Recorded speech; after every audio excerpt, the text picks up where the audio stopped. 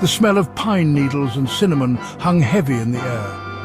A gentle breeze rustled through the palm trees, oddly out of place next to the twinkling fairy lights strung across the porch. It was July. The sun beat down on the California coastline, yet here in the heart of their beach house, the Miller family was celebrating Christmas again. Every Saturday, the house transforms. Christmas carols replace the Beach Boys. Gingerbread cookies replace surfing snacks. George Miller, a man who believed in Christmas magic with the tenacity of a child, had instituted weekly Christmas 6 months ago. His wife Mary sighed, her patience wearing thin. The kids, 17-year-old Sarah and 12-year-old Ethan, oscillated between amusement and exasperation. Dad, seriously? Christmas carols again? Ethan groaned, burying his head in his hands. Dad, we love that you love Christmas, but maybe once a month is enough. Christmas is about family, togetherness, and when better than every week. Mary, sensing another family argument brewing, intervened. George, honey, I think the kids have a point. George, however, was not easily swayed. His eyes, usually twinkling with good humor, hardened. It's tradition, family tradition. That night, George lay awake, troubled. He dreamt a vivid dream.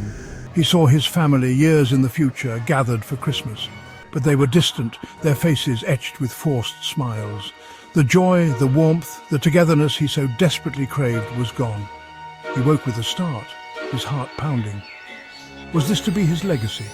Christmas, a source of contention, driving a wedge between him and his family. Was this to be my legacy? The thought chilled him to the bone. He loved Christmas, yes, but he loved his family more. He had been so focused on the outward trappings, the rituals, that he'd forgotten the true meaning of the season. Love, togetherness, and the joy of giving. He had become a caricature of himself, a parody of Christmas cheer. He padded down to the kitchen, drawn by the familiar scent of coffee. Mary, ever the early riser, was already at the table sipping her coffee. She looked up as he entered, her eyes full of concern. He sat down across from her, the weight of his dream heavy on his chest. He told her everything, the fear, the doubt, the realization that he had been so wrong. George, it's okay to love Christmas, but you have to let your family love it in their own way. Her words were like a balm to his soul. He had been so blinded by his own vision of the perfect Christmas that he had failed to see the bigger picture. He looked at each of them, his eyes filled with love and remorse. Leon, as George.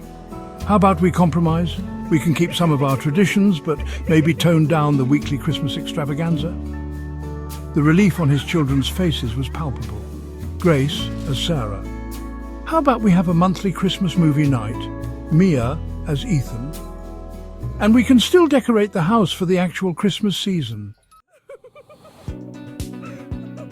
And so, a new family tradition was born.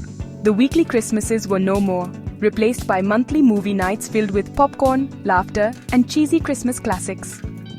They still decorated the house for Christmas, but it was a joint effort now, filled with shared laughter and good-natured teasing.